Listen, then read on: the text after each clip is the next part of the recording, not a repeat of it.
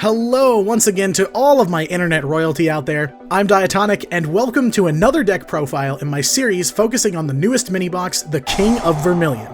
Thanks for all your support on the Shooting Star video. I was nervous about branching out and trying a deck profile for the first time, but I'm really happy to see that you're all enjoying it. So why not get another one done? This time, we're focusing on what is essentially the star archetype from the box, Resonators. It's no secret that I'm a massive fan of the 5Ds era, so getting a box focused entirely around Jack Atlas was a huge selling point to me. The Resonator deck is set to take the world of ranked and competitive play by storm, so I'm here to get you up to speed on the deck, its combos, and the playstyle, so you can get going with this incredibly high potential deck. One last thing, be sure to hit subscribe so you can see the rest of my King of Vermilion decks, and let me know what you think about Resonators down in the comments. I've got a few interesting choices, so I'm curious what you think about them. First up, let's talk about the skill you'll need for the deck, Demon's Resonance. In an age where more and more skills are being crafted specifically to support a certain deck, this one takes the cake as, in my opinion, one of the best. You reveal a Resonator monster in your hand, return any card from your hand back to the deck, then add a level 4 or lower Fiend from your deck. You can't activate its effect that turn, but this is an insanely powerful effect that can actually be used twice per duel. Like the previously discussed Shooting Star Road, it has specific restrictions on how you build your deck, but that won't be a problem at all. Let's start off the main deck with one of the key cards from the King of Vermilion box that sets Resonators up for insanely fast synchro plays. 3 copies of Crimson Resonator. If you've got no monsters, you can special summon it from hand, making it the perfect turn 1 starter. Once it's on the board, if the only other monster you have is a Dark Dragon Synchro, you can actually special summon other Resonators from your hand or deck, which sets you up for some huge synchro combos. I also opted for 3 copies of the classic Red Resonator, though I think you could probably get by with just 2, as long as you have enough Resonators and Fiends in the deck. When you normal summon it, you can special summon a level 4 or lower monster from hand, and when you special summon it, you can gain life equal to one of your monster's attack points. This makes it possible for the deck to hit some insane numbers in terms of life points, which can devastate OTK decks. The perfect follow-up to Crimson Resonator would have to be one of 3 copies of Wandering King Wildwind, an ultra rare that was just recently added to the trader's regular inventory. You can special summon it from hand if you've got a Fiend Tuner with under 1500 attack, and you can also banish it from the grave to grab a Fiend Tuner with the same stats. On top of all that, it's searchable with Demon's Resonance, making it an incredible partner to Crimson Resonator. Though it can't be special summoned, I play a single copy of Doom Caliber Knight, an ultra rare from all the way back in Revolution Beginning. Whenever a monster effect activates, you tribute it, negate the effect, and destroy that monster. It comes in handy given the number of powerful monster effects we see nowadays. Just keep in mind that this isn't a May effect. As soon as a monster effect is activated while he's on your board, he's going off. Play him as a board closer. Heading into the back row now, and starting with another brand new card, Resonator Call. It's essentially a version of tuning for Resonators, minus the Mill 1 requirement of tuning. You simply add a Resonator monster from your deck to hand. I don't think I'd be the first person to tell you that 3 copies of this card is a good idea. In the same vein, I don't think I'm much of a revolutionary for saying you should run 2 copies of Hey Trunade. It's a good card in just about everything, especially with heavily played decks like Harpies relying on their back row so much. At the end of the day, you've got a chance to aim for an OTK with Resonators, and Trunade is a means to that end. I also run 3 copies of Book of Moon. There are plenty of monsters you're not going to want to deal with when you're trying to play your combos, like Photon Strike Bouncer or Cyber / Harpy Lady, for example. This is to shut them down so you can perform your combos in peace and hopefully punch through them for game. Finally, I've chosen to run 2 Solemn Scolding, a counter trap obtainable through super rare ranked tickets. This card is super relevant in this deck, as it's incredibly easy for Resonators to gain life and pay the cost for this one.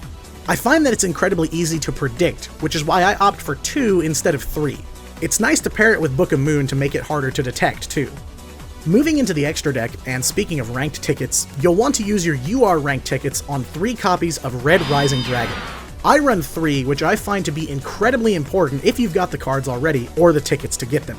He lets you special summon a Resonator from grave, which makes him probably the most important synchro to the deck. He's where you'll start laddering up to bigger monsters, the foundation for your bosses. I play a copy of Hot Red Dragon Archfiend Bane as well, another big body with the ability to special summon 2 tuners with the same level, one from deck and one from grave. He also opens up the opportunity to run Red Dragon Archfiend, which depending on the board and your hand, can actually be summoned alongside Bane. Infernity Doom Dragon is a bit less common of a choice for many Resonator decks, but I'd say he's a pretty solid turn 1 play. You can destroy one of your opponent's monsters and burn them for half of its attack, if you manage to empty your hand. Finally, I've got 2 copies of Dark End Dragon. He's incredibly powerful in this deck, with the possibility of summoning both in a single turn. Though he doesn't get around untargetable monsters, he never actually destroys them, so you can dodge a bevy of on-destruction effects, including indestructible monsters. Plus, depending on the board, all you need to win the game is 2 Dark End Dragons. And that's all for the Resonator build. Much like Shooting Star, its techs and ratios are still somewhat in flux as people test and tournament results come in. But I've noticed that even incomplete versions of the deck, or versions that opt for more free-to-play friendly options, are just as likely to shred in the ladder as the full-power meta builds. I feel that Resonators are even more complicated than Shooting Star, as it introduces a lot more decision-making. You've got lots of options for what you can summon and how you can summon it. So let's walk through some of the key plays to help you turn that single Crimson Resonator into a full-power board. First up, any synchro combo in this deck begins with Red Rising Dragon. You should use a copy of Crimson Resonator and Wandering King Wildwind for this. There are other ways to summon him, but you should almost always be able to get both of them in your hand. So first, with an empty board, you'll want to start by special summoning Crimson Resonator from your hand. Since he's a fiend, this will allow you to special summon Wildwind from your hand. Then, using Crimson Resonator and Wildwind, you can make Red Rising Dragon. Once you've done that, Red Rising's effect will activate, and you can special summon your Crimson Resonator back from the grave. Next up, Infernity Doom Dragon. This is a fairly decent play if you're going first, and it's even better if you've got a Doom Caliber Knight to drop once you synchro all the way to Doom Dragon. So, much like last time, you'll want to start with Crimson Resonator and Wildwind. Summon both of them, then synchro to Red Rising. Activate Red Rising's effect and special summon Crimson from your graveyard. Then, you can use Crimson Resonator and Red Rising Dragon to make Infernity Doom Dragon. If you're going second, the board that I think you should be going for is Double Dark End Dragon. It's maybe one of the strongest boards this deck can make, especially if you're going second. It can get rid of 2 monsters without destroying them, and you'll still have lethal after the attack loss. All you need for this is Crimson Resonator, Wandering King Wildwind, and another level 4, whether it's Wildwind or Doom Caliber Knight. So, in this example, let's say you've got double Wildwind. It's a bit complex, so stay with me. First, we need to go to Red Rising Dragon. So, special summon Crimson Res, special summon Wildwind, synchro to Red Rising. Next, with Red Rising's effect, you'll special summon Crimson Resonator back from the grave. Once Crimson's on the board, you'll want to special summon a copy of Red Resonator, either from your hand or deck. Red Resonator's effect will allow you to gain life points equal to a monster's attack, so choose Red Rising Dragon, or if your opponent has a huge monster on board, one of theirs. After that, we can use Red Rising Dragon and Crimson Resonator to make the first Dark End Dragon. That leaves us with 1 tuner and 1 Dark End Dragon. Next, special summon another Wildwind from your hand. Next, make a second Red Rising using Red Resonator and Wildwind. Then, special summon one of your tuners from grave, either Crimson or Red Resonator, just for extra bodies. Then after that, use one of your tuners with Red Rising to make your second Dark End Dragon. You can even activate both Dark End Dragons and then drop a Doom Caliber from hand if you want to end on a really nasty board. Another board the deck can make is Dark End Dragon and Infernity Doom Dragon. I think double Dark End is generally a better use of your resources, but since you can summon 2 Dark Ends, it's entirely possible to summon Dark End and Doom Dragon. You'd follow basically the exact same path as before, so here's a really sped up version of that board. Last, for the really big monsters that you just can't seem to get over, or as a closer if you need some extra muscle, you can go for Hot Red Dragon Archfiend Bane. As always, first, special summon Crimson Resonator and Wildwind to make Red Rising. Special summon Crimson from your graveyard, and activate his effect to special summon Red Resonator. Then you can gain your life points from Red Resonator's effect. After that, use one of your tuners and Red Rising Dragon to make either Infernity Doom Dragon or Dark End Dragon, it doesn't matter. Then, with your newly synchroed monster and your leftover tuner, you can make Bane. And with that, you've basically seen the most important combos and boards you can make with this deck. My personal recommendation for turn 1 would be Infernity Doom Dragon plus Doom Caliber Knight. For turn 2, you'd need to assess what you're up against, but Double Dark End seems to put a dent in lots of opposing boards. Finally, let's jump into some online matches and see how it holds up.